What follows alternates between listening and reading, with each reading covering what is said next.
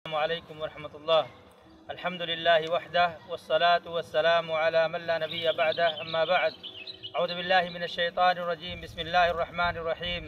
या अय्युहल्लज़ीना आमनू इरकऊ वस्जुदू वअबुदू रब्बकुम वफ़अलुल खैर लअल्लकुम तुफ़्लिहून।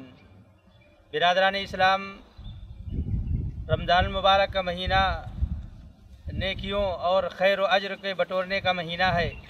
इस मुबारक महीने के अंदर मुसलमानों को नेकी के मैदान में एक दूसरे से आगे बढ़ने, कंपटीशन करने की कोशिश करनी चाहिए। मेरे भाई और दोस्तों, नेक आमाल के बहुत सारे फ़वाइद हैं।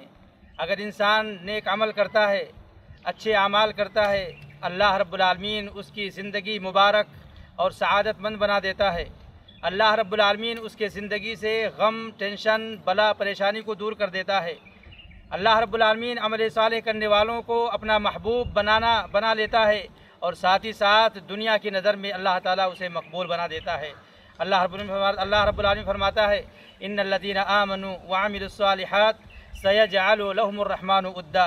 जो लोग नेक आमाल करते हैं, ईमान लाते हैं, अल्लाह रब्बुल आलमीन उनकी मोहब्बत दुनिया के अंदर डाल देता है।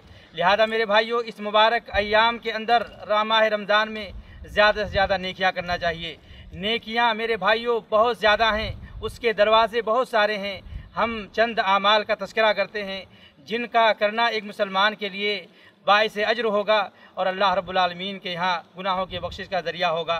सबसे पहले इंसान को इस मुबारक महीने में अल्लाह रब्बुल आलमीन पर ईमान रखते हुए सवाब की उम्मीद में अज्र की उम्मीद के साथ रोज़ा रखना चाहिए। इससे अल्लाह गुनाहों को माफ़ फरमाएगा। इस मुबारक महीने के अंदर एक मुसलमान को तरावीह की नमाज का, क़यामुल लैल का एहतमाम करना चाहिए, क्योंकि क़यामुल लैल ये अल्लाह के रहमान के बंदों की सिफ़त है।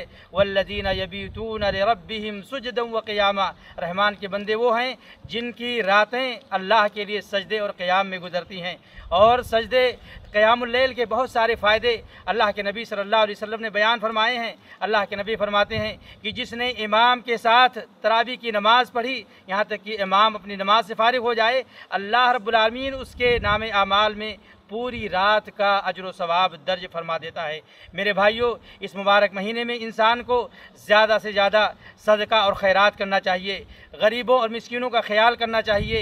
हाजतमंदों का, कर्ज़दारों का ख्याल करना चाहिए। इससे अल्लाह रब्बुल आलमीन हमारी ज़िंदगी में बहुत सारी परेशानियों को दूर करते हुए आखिरत में हमारे मकाम को आला और बुलंद फरमाएगा। इसी तरीके से इस मुबारक महीने में ख़ास तौर से उम्रे का अहतमाम करना चाहिए। इसमें अल्लाह के नबी सल्लल्लाहु अलैहि वसल्लम उम्रे के सवाब के बारे में फरमाते हैं कि मेरे साथ हज करने के बराबर उसे सवाब अता किया जाएगा। इस मुबारक महीने के अंदर इंसान को एतिकाफ़ का एहतमाम करना चाहिए। इस मुबारक महीने के अंदर इंसान को अपने वालिदैन की ज़्यादा से ज़्यादा खिदमत करने की कोशिश करनी चाहिए, क्योंकि वालिदैन की खिदमत करना अल्लाह की बंदगी करने के मुतरादिफ है। अल्लाह रब्बुल आलमीन अपने माँ बाप की खिदमत करने वालों से राज़ी और खुश होता है। इसी तरीके से मेरे भाइयों, इस मुबारक महीने के अंदर रोज़ेदारों के इफ्तारी का एहतमाम करना चाहिए। इससे अल्लाह रब्बुल आलमीन रोज़ेदार के बराबर अल्लाह रब्बुल आलमीन अज्र व सवाब अता फरमाएगा।